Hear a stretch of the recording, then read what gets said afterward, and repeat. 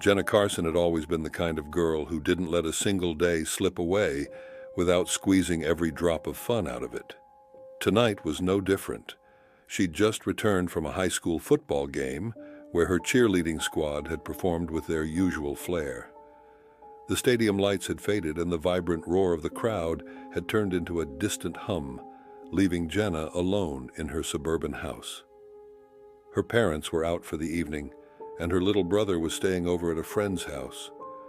Jenna had the house to herself, a rare and cherished situation that she planned to enjoy with a bowl of popcorn and a classic horror movie. The thrill of being alone, combined with the eerie flicker of the TV screen, was almost too much to resist.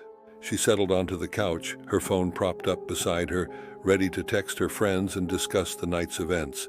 The movie began, making Jenna feel cozy and secure. But security is a fickle thing. As the minutes ticked by, a strange noise from the back of the house made Jenna freeze. She listened intently, heart pounding. The sound was faint, like the scrape of a shoe against the hardwood floor.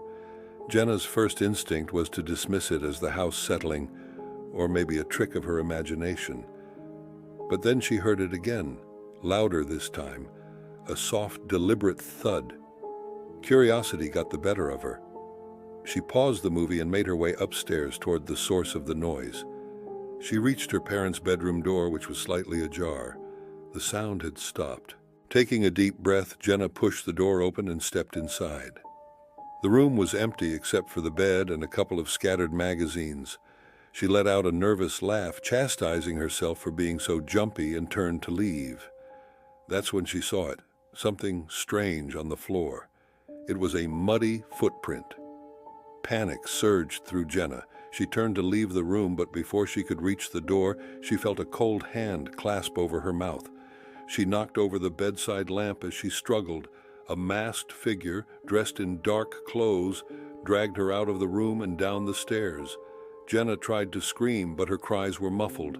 The intruder was relentless, and the basement door loomed ahead. A gust of cold air hit her as the door creaked open. Jenna's mind raced, trying to think of an escape, but terror rendered her immobile. In the basement, the intruder threw her onto the floor and tied her up. Jenna's eyes darted around, looking for anything that could help her. There were old boxes and dusty furniture, but nothing within reach. The intruder stepped back, their breathing heavy and irregular. She could barely make out the intruder's features through the mask, but their eyes were cold and devoid of empathy.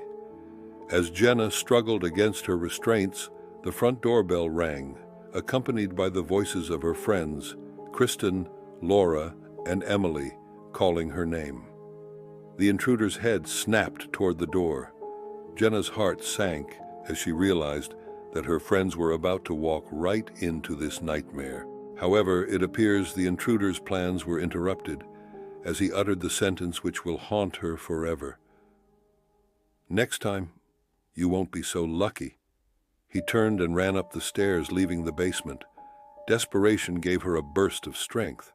She thrashed wildly, the ropes cutting into her wrists.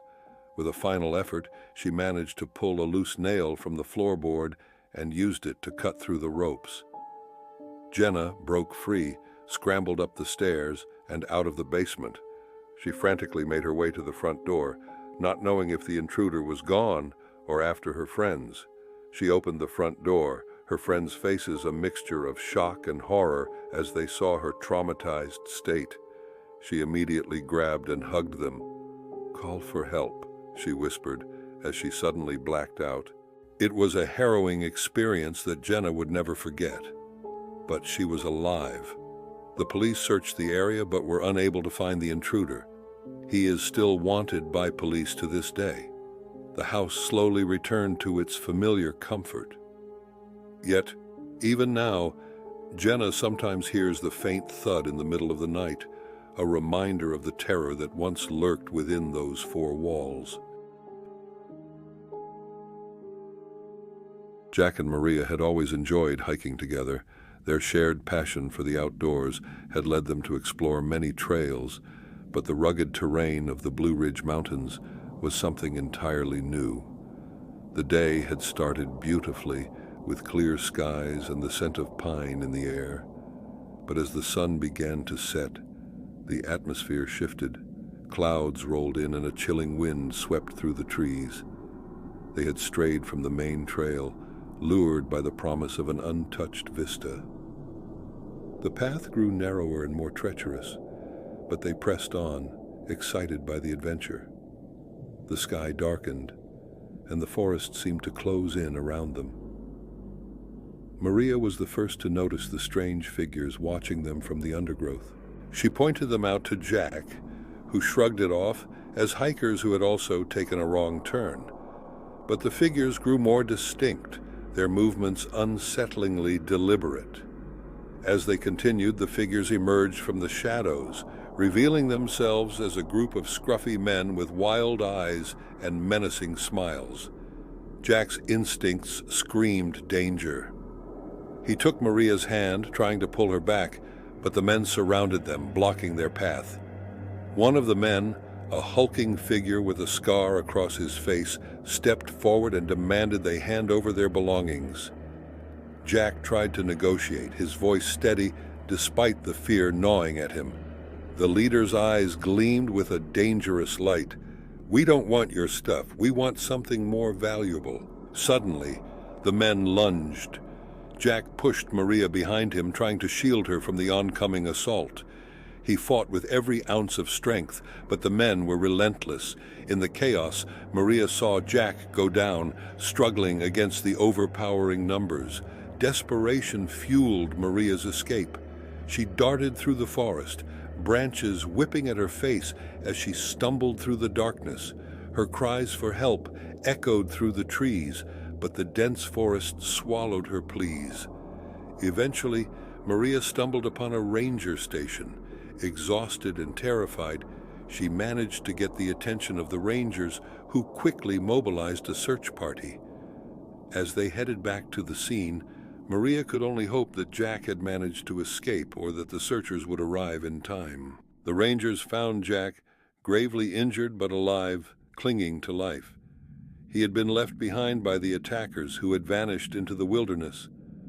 Maria and Jack were taken to safety, their ordeal a nightmare they would never fully escape. The experience left deep scars, both physical and emotional. They vowed never to stray from well-trodden paths again, but the memory of that night haunted their dreams. The mountains, once a place of adventure and beauty, had become a symbol of terror. The county fair was always a highlight of young Tommy's summer. The bright lights, laughter, and excitement filled him with joy.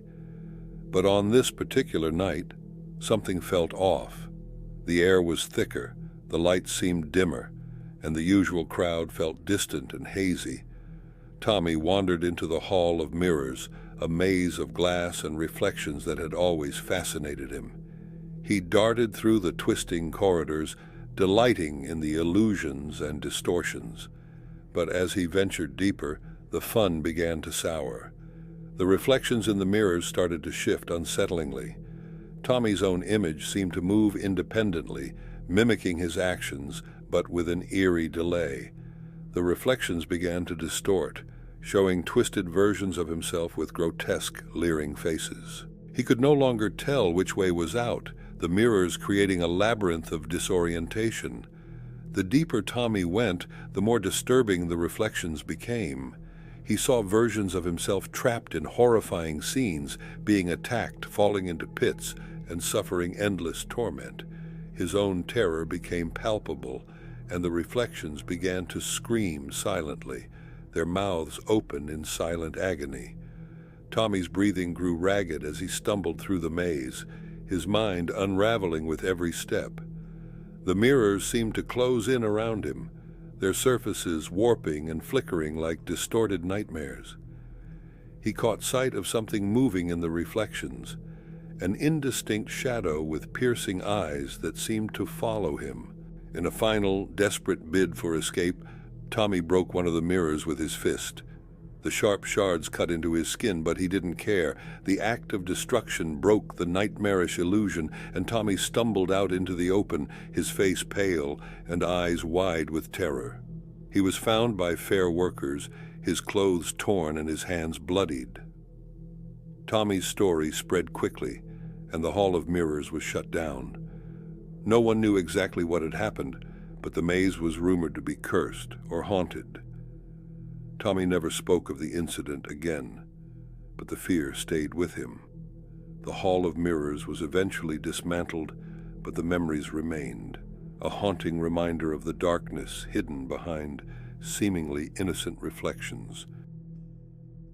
For more stories, please subscribe. Stay safe out there until next time.